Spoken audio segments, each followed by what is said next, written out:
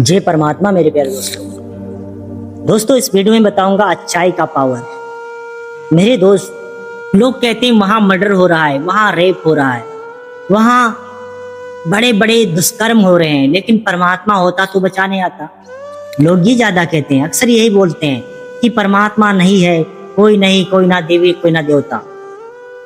लोग की गर्दन काट दी जाती, लोग बोलते हैं गर्दन काट दी गई, वहां परमात्मा नहीं है। मेरे प्यारे दोस्त, परमात्मा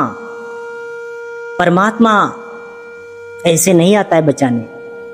परमात्मा के आप जब परमात्मा बचाने आता, आपने किसी की बात मानी नहीं मानी, आपने किसी अपने गुरु की बातों को माना। उन्होंने क्या बोला था?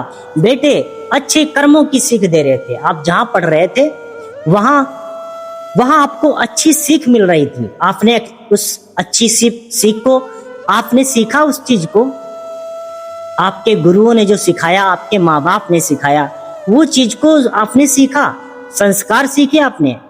परमात्मा का स्मरण किया नहीं किया ना?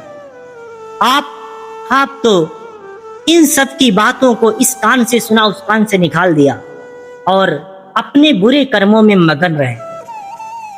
जब आप अपने बुरे कर्मों में मगन रहोगे तो परमात्मा को बचाने नहीं आएंगे। मेरे प्यारे दोस्तों, जो शख्स ये कहता है कि परमात्मा बचाने नहीं आता है, उससे बड़ा मूर्ख इस दुनिया में कोई नहीं।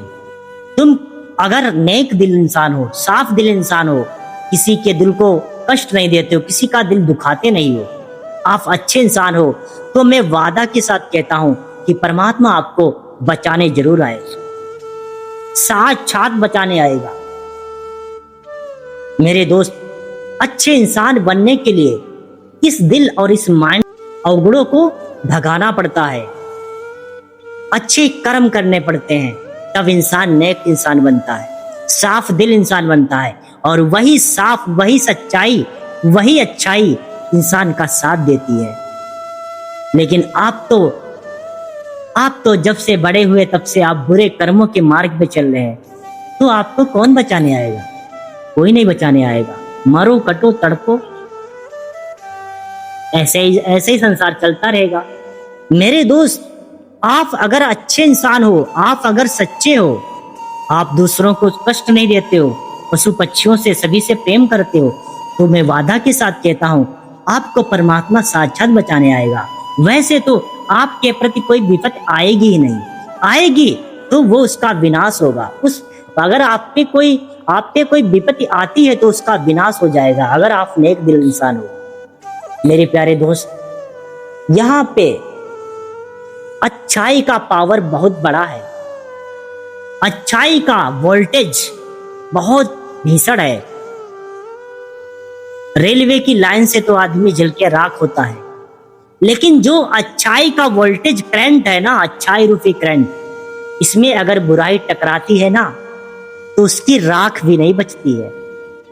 एकदम जैसे लगा झटका, एकदम राख भी, इंसान की राख भी दिखाई नहीं देती। हड्डियों का पता ही नहीं चलता कहां चला गया। इतना हार्ड करंट अच्छाई में है, अच्छाई में, सच्चाई में है।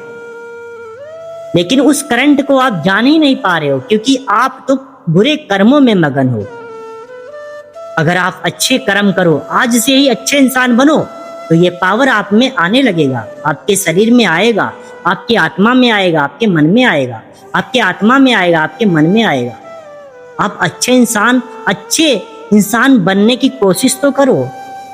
आप तो बस दूसरों को लूटने में, छल कपट करने में, नफरत करने में, अहंकार करने में, अभिमान करने में, ईर्ष्या करने में और बुरे कर्म करने में आप मगन हो, तो फिर अच्छाई का पावर आपको कहाँ नजर आएगा? आपको कहाँ परमात्मा मिलेगा? आप ऐसे ही डंका पीटते रहो, ये इस मानव योनि में पीटते रहो, और फिर जानवर की योनि में पीटते रहो कि परमात्मा है ही नहीं। परमात्मा के लिए अच्छा इंसान बनने की जरूरत है। परमात्मा को पाना है तो नेक साफ दिल, एक भी अंदर अवगुण नहीं होना चाहिए, तब परमात्मा आपको मिलेगा। ये 100% वादा के साथ कहता हूं। आपको साक्षात बचाने आएगा। आपकी गर्दन कटने से पहले उस इंसान की गर्दन कट जाएगी।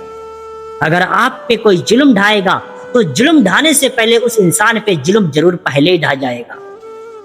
परमात्मा का पावर, परमात्मा का करंट बहुत विनाशक है, बहुत पावरदार है।